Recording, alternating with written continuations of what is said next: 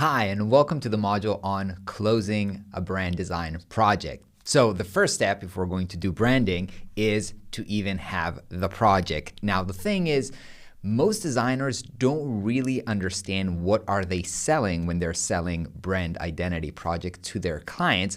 And that's why they struggle with selling, because if they don't understand what are they selling exactly and why is this important and where does the value lies, they find it very hard to sell. So in this video, what we're going to cover is make sure that everybody understand that we're all aligned on what is branding and why is this so important. And then we're going to talk about what is our role as designer in the whole branding process. We're going to talk about what are the actual problems that we're solving to our clients. And then we're going to talk about where the value lies and where the value is in the service that we are providing, so that we can make sure that we are providing more value and the right value. So let's get started with talking about what is branding and why is it so important. I'm going to quote from a book that I really like. It's called The Brand Gap.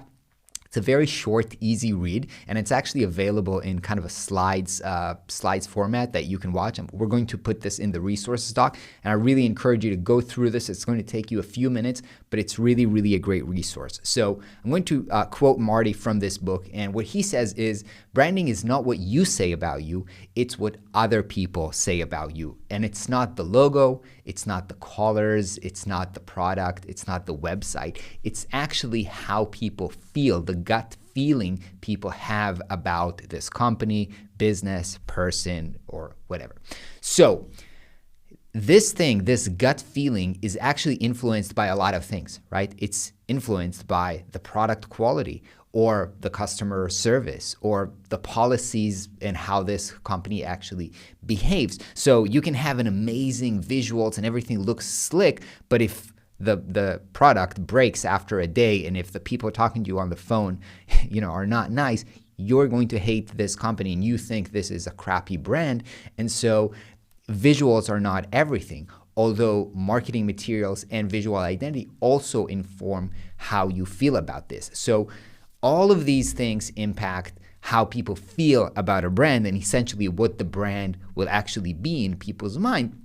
However, we as designers in our role in this project, we cannot influence all of these things, and we need to understand this, right? So we can't fix a bad company. We can't fix a bad product or a bad service. But the things that we can affect the visual identity, and we can affect the messaging, we can affect the marketing, we can affect how the website looks like. So there are a lot of things that we can affect, and it's also very valuable, because what happens is if the different touch points, the different experiences that people have with a certain brands are not consistent and not coherent, then the customer feels some kind of dissonance, right? They feel if this is a new product and it says the best, but the website is broken or it doesn't look very good, we don't immediately trust this company.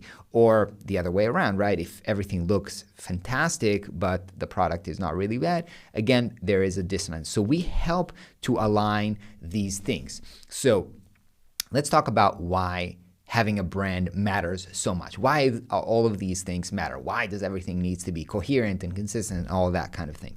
So we are right now living in a world where there are so many options for everything, right? From different types of orange juice to different types of project management software to online learning. There are different options for everything. Everything becomes, in a way, a commodity, right?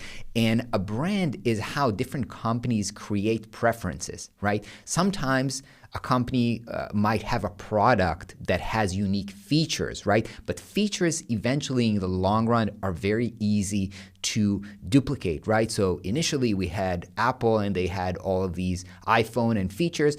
After enough time, Android caught up. They copied all of the necessary features, and now they have the same features, and now they're copying from each other. So at the end of the day, you're not going to be competing for features in the product, but actually the story and the brand is going to set people's preference. And this is where we can contribute. So what is our role here?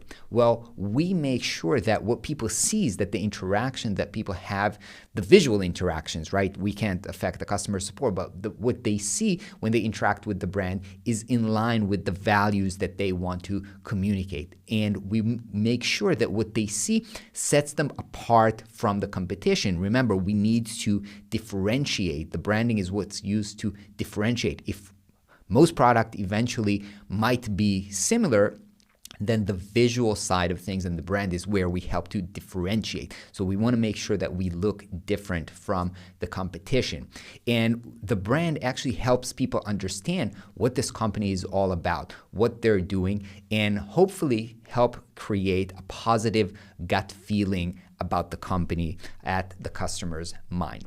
And so how do we do this? And this is basically the process that we're going to cover in this course, right? First, we want to understand who the company is, what they're doing, and what are they trying to become. So we have to understand this, right? Secondly, we try to translate all of this, who the company is, into creative outputs that is in line with who they are, who they want to become, and their values. And finally, we package this creative output in assets, right? This can be a logo, this can be a visual identity, or a website, or something else, to make sure that it is aligned with who they want to become and how they want to communicate themselves. So let's talk about what are the actual problems that we are solving for our clients. Because at the end of the day, nobody purchases anything if they don't have a problem, right? So the only reason to buy something is because you have a problem and you're trying to solve it.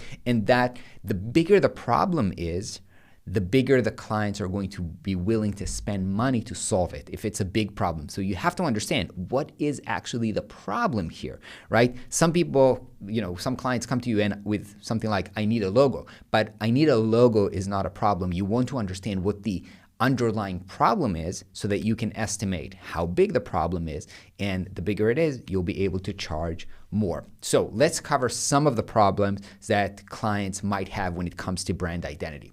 Well, first of all, they may not have assets at all. Maybe they're a new company, they're just starting out, and they don't have anything. They might not have a name, they might not have a logo, they might not have anything at all to put out there. So this is a problem, and they need help solving that problem. Another problem can be that their brand identity is old and out of date, and so it's not aligned with who they're trying to become. It doesn't inspire trust, or it just looks old. So that is a problem.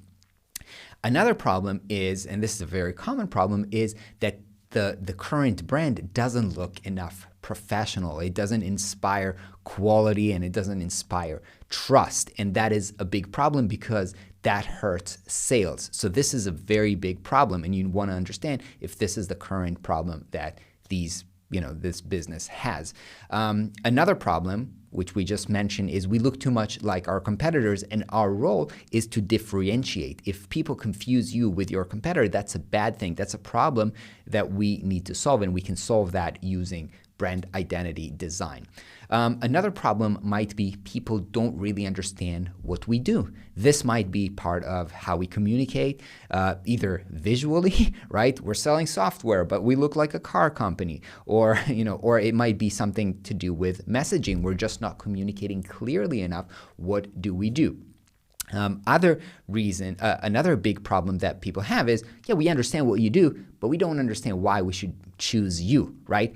The fact that you are different is nice, but how are you better? And you want to communicate that through design or messaging. Another problem might be that they just don't have a clear position in the market. We'll talk more about what positioning is later on, but that might be a problem where they're not sure how to set themselves apart from the different players in a certain market.